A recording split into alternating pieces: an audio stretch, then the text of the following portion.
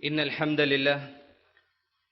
لله حمدا طيبا كثيرا مباركا فيه، وأشهد أن لا إله إلا الله وحده لا شريك له، وأشهد أن محمدا عبده ورسوله. ما بعد، فإن خير الحديث كتاب الله، وخير الهدي هدي محمد صلى الله عليه وسلم، وشر الأمور محدثاتها، وكل محدثة بدعة، وكل بدعة ضلالة، وكل ضلالة في النار. فأعوذ بالله من الشيطان الرجيم. بسم الله الرحمن الرحيم. وما أرسلناك إلا رحمة للعالمين. بسم الله الرحمن الرحيم. رب اشرح لي صدري ويسر لي أمري واحلل عقدة من لساني يفقهوا قولي. قابل احترام بزرگوں، خواتین اور عزیز نوجوان ساتھیوں، آپ تمام کا اس خصوصی پروگرام میں تہ دل استقبال ہے. السلام علیکم ورحمۃ اللہ وبرکاتہ. لیکن تھوڑا سنجیدگی سے سوچئے. آپ اگر وہ چیزوں میں ملوث بھی ہیں تو آپ تھوڑا سنجیدگی سے سوچئے، یہ کیا ہو رہا ہے؟ یہ ہو رہا کیا ہمارے شہر میں 3 دن سے؟ یہ ہو رہا کیا؟ یہ گلی کوچوں میں ہو رہا کیا صاحب؟ اس بات پر کہا جاتا ہے کہ اللہ کے نبی صلی اللہ علیہ وسلم کی پیدائش ہے، خوشیاں مناؤ، جھومو، ناچو، گاؤ، چراغاں جلاؤ، جو کرتے کرو. سوچو آپ، خالی تھوڑی دیر کے لیے بیان چلے تک سوچیے، آپ سب کچھ کر لو. اور یہ مثال دی جا رہی، ابو لہب نبی صلی اللہ علیہ وسلم کی جو خوشخبری سن کر انگوٹھی نکال کے دے دیا تھا. کبھی ابو لہب کے بارے میں قرآن میں پڑھے آپ؟ سورہ لہب اللہ تعالیٰ نازل کر فرمایا تبت یدا ابی لہب و تب، ہلاک ہو جائے ابو لہب، جہنم کا ٹھکانہ ہے ابو لہب اور ابو لہب کی بیوی. آپ جہنمی کی مثال دے رہے ہیں نبی صلی اللہ علیہ وسلم کی امت کو. وہ ابو لہب جو اللہ کے نبی صلی اللہ علیہ وسلم پر بددعا کیا تھا، یہ بولا تھا اے نبی تم سارا دن ہلاک ہو جاؤ، یہ بددعا کرنے والے کی مثال آپ دے رہے ہیں. یہ بددعا بھی تو اس کی پیش کریے. ارے ایسے کافر کی مثال جس کے بارے میں اللہ تعالیٰ نے کہہ دیا یہ جہنمی، اس کی مثال آپ پیش کرتے ہمارے سامنے نہیں. ابو بکر صدیق کی مثال پیش کریے، عمر بن خطاب رضی اللہ عنہ کی مثال پیش کریے، حضرت عثمان کی مثال پیش کریے، حضرت علی کی مثال پیش کریے، حضرت حنظلہ کی مثال پیش کریے، حضرت حمزہ کی مثال پیش کریے، حضرت عمر کے بیٹے کی مثال پیش کریے، حضرت حسین کی مثال پیش کریے، حضرت حسن کی مثال پیش کریے، حضرت دوجانہ کی مثال پیش کیجئے. کہاں سے پیش کریں گے؟ ملتی چھنے تو مثال کہاں سے پیش کرے گا کوئی بھی، جبکہ مثال ملتی نہیں. ارے مثال ابو لہب کی مل گئی، آپ پہنچاتے چلے گئے. ارے ہمارا لین دین نبی سے ہے، ہمارا لین دین نبی کے دیوانے جو صحابہ تھے ان سے ہے، نبی کے گستاخ سے، نبی پہ بددعا دینے والے سے ہمارا کوئی تعلق نہیں ہے. اس کا تعلق تو جہنم سے ہے. کیا ہو رہا عزیزان ملت؟ یہی عنوان کے آخری حصے میں آپ کو لے کر آؤں. 12 بل ہم بھی تو منا رہے، ہم بھی مطلب اپنے بھائیوں سے مراد الحمدللہ اپن تو نہیں مناتے. 12 ربیع ہمارے لوگ بھی مناتے ہیں، لیکن کیسے؟ ایسے ایک بار خالی دیکھ لیں گے. آج آپ ٹھنڈے ذہن سے جائزہ کر لیجئے، بھائی نبی صلی اللہ علیہ وسلم کی زندگی میں 12 ربیع آیا نہیں آیا؟ بولیے جلدی. نبی جیسا منائے ویسا منائیں گے یا ہم جیسا منا رہے ویسا منائیں گے؟ بولیے. اتنی سی بات یہ سمجھ گئے تو دین سمجھ گئے. نبی صلی اللہ علیہ وسلم کی زندگی 63 ایئرز کی تھی. کتنے سال کی؟ 63 ایئرز میں اللہ کے نبی صلی اللہ علیہ وسلم کو 40 سال میں بنایا گیا. 40 سال تک قرآن نازل نہیں کیا گیا تھا. اب نبی نہیں بنائے گئے تھے. 40ویں سال میں زندگی کے اللہ کے نبی صلی اللہ علیہ وسلم جب نبی بنا دیے گئے تو 40 سے لے کے 63 تک اللہ کے نبی صلی اللہ علیہ وسلم کے نبوت کے دور میں 23 ربیع الاول آئے. کتنے آئے؟ 23 ربیع الاول میں سے میرے جتنے بھائیاں جو آج ایسا روڈوں پہ پھر رہے ہیں یا جو کچھ بھی کر رہے ہیں، آپ جانتے، تفصیل بیان کرنے کی ضرورت نہیں ہے. کوئی دوسرا شہر ہوتا تو بتانا پڑتا تھا، حیدرآباد میں بتانے کی ضرورت نہیں. آپ دیکھ لے کے آئے. اب خالی نبی کے گھر میں کیا تھا ربیع الاول وہ دیکھ لیں گے.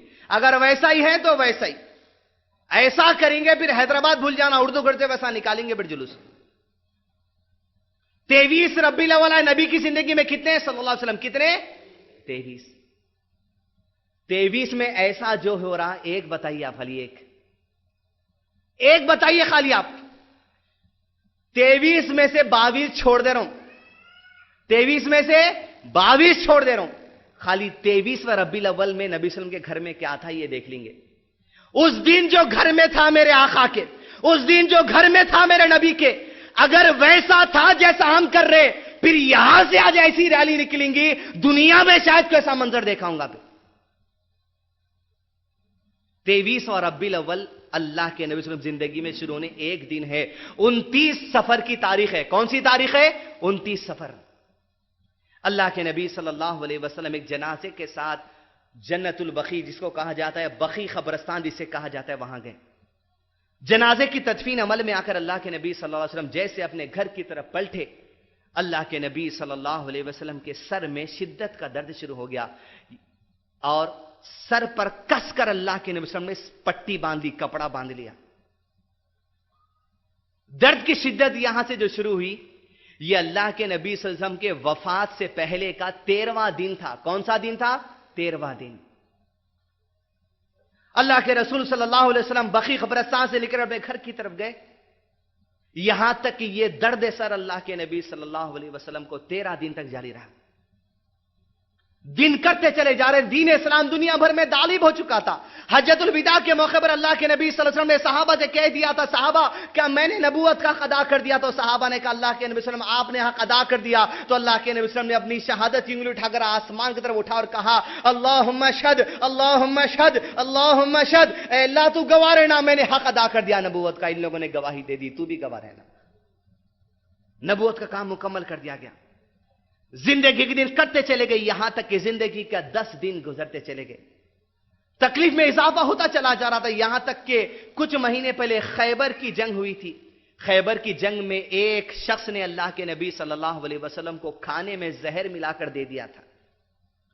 نبی صلی اللہ علیہ وسلم کہتے ہیں زندگی کے آخری ایام میں وہ زہر کا اثر بھی تیز ہونے لگا، یہاں تک کہ زندگی کے دن کرتے کرتے ایک ہفتہ آخری اللہ کے نبی صلی اللہ علیہ وسلم کا رہ گیا. دنیا میں دین غالب ہو چکا، صحابہ امن و امان میں ہے، زندگی کا سسٹم ہر طور طریقے کو اللہ کے نبی صلی اللہ علیہ وسلم بیان کر دی. یہاں تک کہ اللہ کے نبی صلی اللہ علیہ وسلم زندگی کا آخری 7واں دن ہے.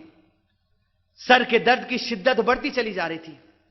اللہ کے نبی صلی اللہ علیہ وسلم کو غشی آتی جاتی، یعنی سر کے درد کی وجہ سے اللہ کے نبی صلی اللہ علیہ وسلم بے ہوش ہو کے گر جاتے.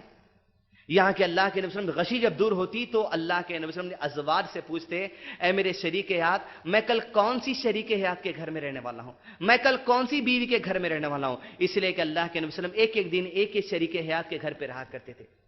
تمام ازواج مطہرات ایک جگہ تھے، سب سمجھ گئے کہ اللہ کے نبی صلی اللہ علیہ وسلم کی طبیعت اب بہت ہی جو سو تکلیف کی حالت میں ہے. لہذا تمام ازواج مطہرات نے مل کر فیصلہ دیا، اے اللہ کے نبی صلی اللہ علیہ وسلم اب یہاں سے آپ کی زندگی کے جتنے دن بھی ہیں، اے اللہ کے نبی صلی اللہ علیہ وسلم آپ جس بھی بیوی کے پاس رہنا چاہیں آپ کے اختیار کے پاس ہے، ہم کوئی آپ سے مطالبہ نہیں کریں گے. سب نے اپنی باری ہبا کر دی. تو اللہ کے نبی صلی اللہ علیہ وسلم نے کہا میں حضرت عائشہ کے گھر میں رہنا چاہتا ہوں رضی اللہ تعالیٰ عنہ. اللہ کے نبی صلی اللہ علیہ وسلم نے جیسے کہا، حضرت علی رضی اللہ عنہ اور حضرت فضل رضی اللہ عنہ ہے، دونوں کے کندھوں پر ہاتھ رکھ کر اللہ کے نبی صلی اللہ علیہ وسلم، تکلیف کی شدت تھی، سر پہ پٹی بندھی بھی تھی، دونوں کے کندھوں پر ہاتھ رکھ کر حضرت عائشہ کے حجرے کی طرف چلتے ہیں. اور الریح المختوم میں سلمان مبارک پوری لکھتے ہیں جب اللہ کے نبی صلی اللہ علیہ وسلم کندھوں پر ہاتھ رکھ کر چل رہے تھے تو آپ کے خدم مبارک زمین پر گھسیٹے چلے جا رہے تھے.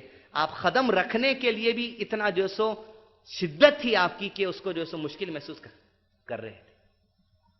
یہاں تک کہ اللہ کے نبی صلی اللہ علیہ وسلم حضرت عائشہ رضی اللہ عنہا کے گھر میں گئے. حضرت عائشہ رضی اللہ عنہا کے بارے میں آتا ہے زندگی کے جو 7 دن اللہ کے نبی صلی اللہ علیہ وسلم بتائے، حضرت عائشہ رضی اللہ عنہا جو کچھ اللہ کے نبی صلی اللہ علیہ وسلم سے دعائیں حفظ کی تھی وہ دعائیں پڑھتی چلی جاتی اور آپ صلی اللہ علیہ وسلم پر دم کرتے جاتی، اور اللہ کے نبی صلی اللہ علیہ وسلم کے ہاتھ کو برکت کی نیت سے خود اللہ کے نبی صلی اللہ علیہ وسلم جسم اتھر پر پھیرتی چلی جاتی. یہاں تک کہ عزیزان ملت 7ویں دن کا سورج ڈوب گیا.